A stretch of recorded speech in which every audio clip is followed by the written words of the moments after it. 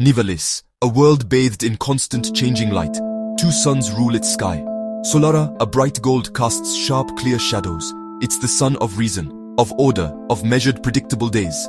Lunara, a silver-white orb whose light is softer, almost dreamy. It paints the world in shades of blue, lavender, blurring the edges of reality.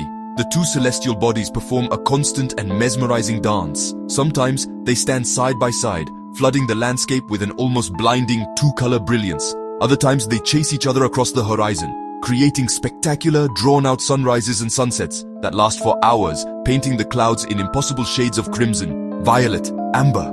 It's a magnificent sight, but it's a lie. The people of Nivalis have built their lives around this dual illumination. They feel it in their bones. Legends are just stories people tell each other to sleep better. In Nivalis, they tell the story of the Æther eclipse. It's not a comforting story. It speaks of a time before the two suns, a time of pure darkness. From this void, the world was born, but it was incomplete, unfinished. Legends say the twin suns were placed in the sky to seal away primordial chaos, a realm they call the underworld, a place of raw, untamed energy, a prison for something ancient and terrifying. Solara Lunara are not just sources of light, they are the locks on the cage, and the Æther eclipse is the key. The prophecy is vague, as prophecies often are. The priesthood of the twin lights actively suppresses the legend, calling it heresy. But some listen to the whispers. Kael wasn't a hero. He was just a boy with ink-stained fingers and a dream. His goal was simple: to make the one true map of Nivalis. This big dream led him to forbidden places. To old ruins. It was in one of these places, a broken observatory at the edge of the Whispering Lands, that he found it. A crystal shard glowing with a soft light from inside. He reached out. The moment his skin touched the crystal, the world exploded in a silent silver flash of light. He felt a burning cold move up his arm, burning not his skin, but his very being. When he could see again, the crystal was gone, turned to dust. And on his arm, etched into his skin like a living shadow tattoo, was a map. It glowed with the same soft silver light as the crystal, its lines moving and changing. This map was alive. He tried to hide it, wrapping his arm in bandages, but he could feel it, always. He hadn't just found a map, he had become one. The map was hungry. It craved something Kael couldn't understand at first. Small, shimmering pieces, fragments of Æther. The first time he found one, nestled inside a petrified flower, the map on his arm flared up. The moment he touched the fragment, it melted into his skin, absorbed by the living map. And then, the power. He could suddenly see the flow of the wind. He could, for a fleeting moment, bend light around himself, becoming almost invisible. One let him move small objects with his mind, another gave him flashes of impossible speed. With each fragment, the map grew. The whispers in his mind grew louder, no longer just directions, but broken visions. He saw the twin suns, Solara and Lunara, not as balls of light, but as huge cosmic eyes watching him. The physical cost became clear. The more powerful he became, the more he seemed to fade. He was like a candle burning at both ends.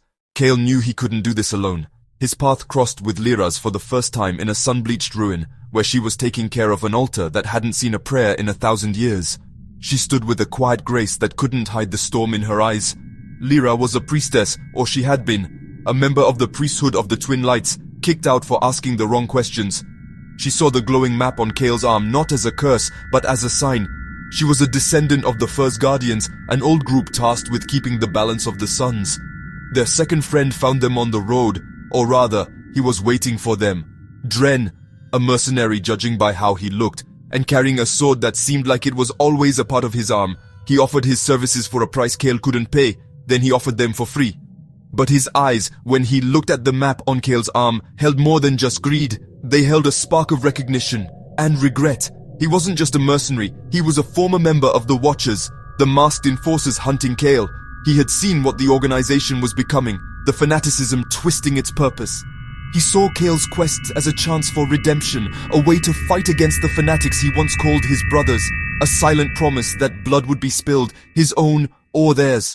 The Watchers, or Sentinels, were the priesthood's fighting force. Their weapons were cruel, hooked chains made for trapping. Their first attack was an ambush in the canyons of endless twilight. The Watchers came down the cliffs like spiders. The fight was a chaotic blur of light and shadow. Dren moved like a storm.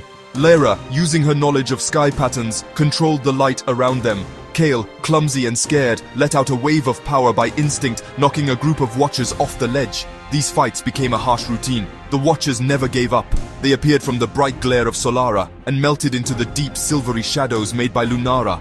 Each battle forced Kael to rely more on the Æther fragments to unlock new powers just to stay alive. Dren managed to break an obsidian mask. Underneath, it wasn't a human face. It had eyes that glowed with a faint, corrupted light. The priesthood, while publicly speaking out against the Eclipse and its magic, secretly gathered its power. They armed it to force their beliefs on everyone, and they would tear Nivalis apart to make sure it was them who ruled.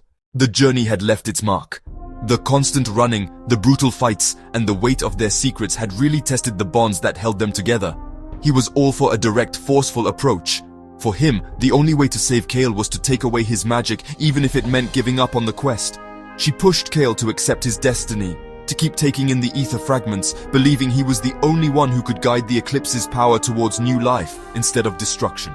Caught between the sword and a prayer, Kael was falling apart. The map now covered his whole arm and was starting to creep up his neck. He felt his own self slipping away, replaced by the will of the Æther. The last fragment was close. The map on his arm pulsed with an almost painful brightness, leading them to the top of the highest mountain. The sky needle, then the two suns hanging in the sky like the eyes of God. His choice would decide not just his own fate, but the fate of everything. It was time to make it or unmake it all.